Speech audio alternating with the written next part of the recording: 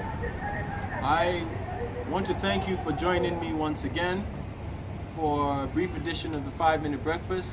I have to apologize for two things. First of all, I haven't done one in a while and I'm very, very sorry. You can see I'm grumpy.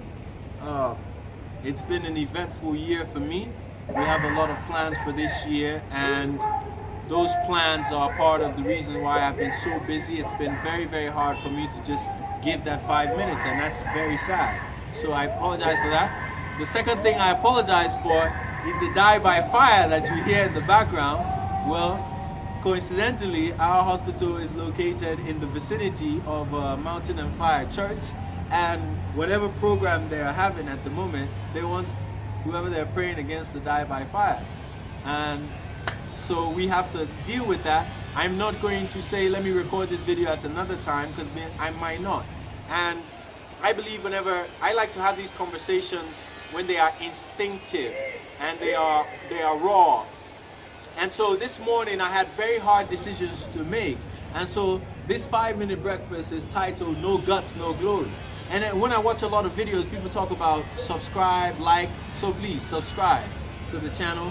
I really don't like the idea of marketing this. I feel I should just, talk to the people who want to hear, but subscribe. I think it's good for us to have as much publicity. Share if you have the time and capacity to do that on your social media platforms and the like. Tell your friends about it. But the main thing is to talk to the people who really, really are interested in what I have to say. On a genuine front, I do not try to pretend about the topics in discussion. And now I've eaten 2 minutes, so here is the start of the 5-minute breakfast. No guts, no glory. Half of life is about instinct, and it's very difficult to deal with. When I talk about guts, I'm not talking about bravery, but to a degree I am.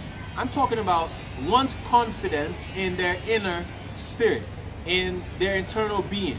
That sometimes you have a gut feeling about something, and you really have to have the mind to go with that gut feeling in order to be able to achieve greatness. No guts, no glory. Rarely anybody in the history of mankind, today, tomorrow, any other time, has been able to achieve excellence in life without some degree of risk-taking and some sort of going with my spirit and my instinct. Because when you think back about it, people who innovated cars, who innovated modern technologies and telecommunications, people who innovated in fashion, people who innovated in sports, at any given time, for you to say you are innovating, for you to say you are creating, that means you are bringing in something that was not the norm, that was not what people were used to, that people didn't have access to. It's the new. And there is no way you can do the new with the confidence of knowing. I like Carsten Pearson's statement about conscience as knowing. And you have no way of being conscious of that which has never existed. If you want to try and do something, I'm living in Nigeria and I really do not like the way the society is constituted. And so many people have come before me and tried to change it and didn't work. I'm still trying to change it. I will change it. Not because I see very clearly the path to it, but because my guts tell me. I have an inner feeling, an innate confidence that this change is possible and that this change can be actualized. And that's my duty. My duty is to have confidence and to press on a gut feeling. Half of the things you are going to do in life that is ever worth doing, that is advanced, that is superior to what has been done before, must be felt at the gut level. Your instinct, your spirit. I also want to quote Carsten Pearson on this again.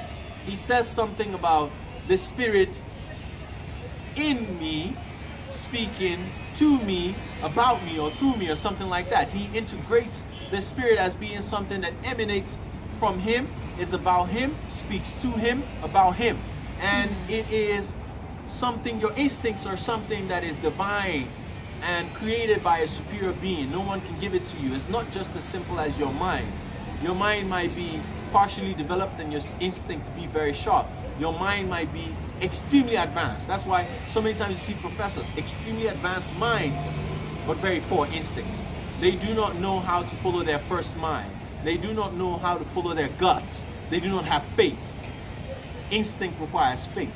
that you have confidence in whatever created you and whatever existence that you are living in now and exhibiting, the life that you are exhibiting, that you are designed and proposed and intended to be something great.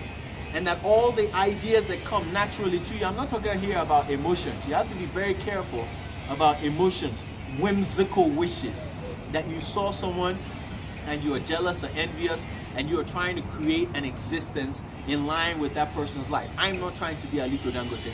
I don't want to be Good Luck Jonathan. I want to be King Ifa and Oruruo in its highest sense. And I believe there is a spirit being living inside of me that is conscious of what that highest sense is. And when he speaks, I do not have to understand. I do not always have to reason it, because sometimes I cannot reason it. It doesn't make sense in reason.